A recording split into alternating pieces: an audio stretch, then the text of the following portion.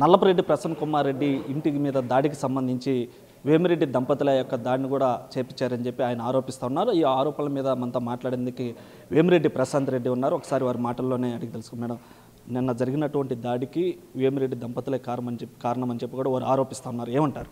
మాకు ఎటువంటి సంబంధం లేదు ఆ దాడికి. అతను నోరు బారేసుకున్నాడు.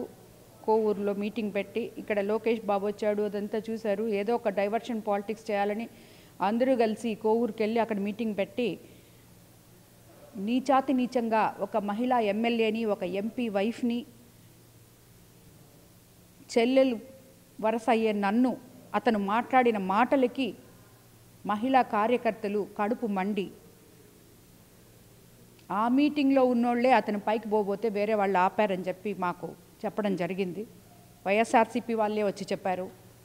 సో దానివల్ల ఎవరో ఏ అభిమానులో కార్యకర్తలను అయితే నేను ఆపగలిగాను, కానీ అభిమానుని విపిఆర్ గారి అభిమానులు నేను ఆపలేకపోయాను. ఎవరో వెళ్ళి చేశారు. అది వాళ్ళు కొంచెం చేస్తే ఈయన పగలగొట్టుకున్నాడు.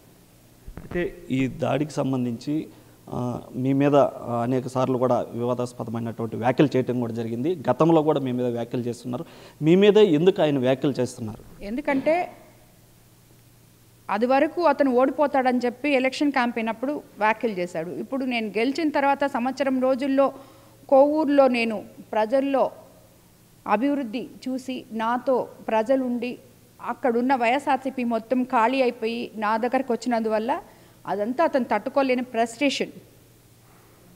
అయితే ఈ దాడిలో మొత్తం కూడా ఈ విమర్శకి ప్రతి విమర్శ చేయాలి, కానీ ఇలా దాడులు చేయడం కరెక్ట్ కాదు అని చెప్పి ఆయన మాట్లాడుతూ ఉన్నారు.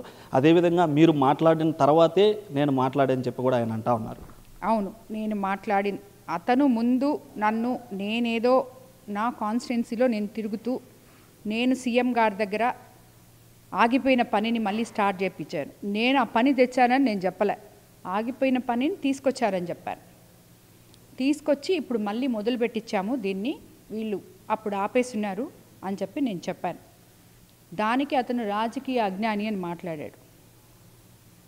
నేను రాజకీయ అజ్ఞానిని కాదు.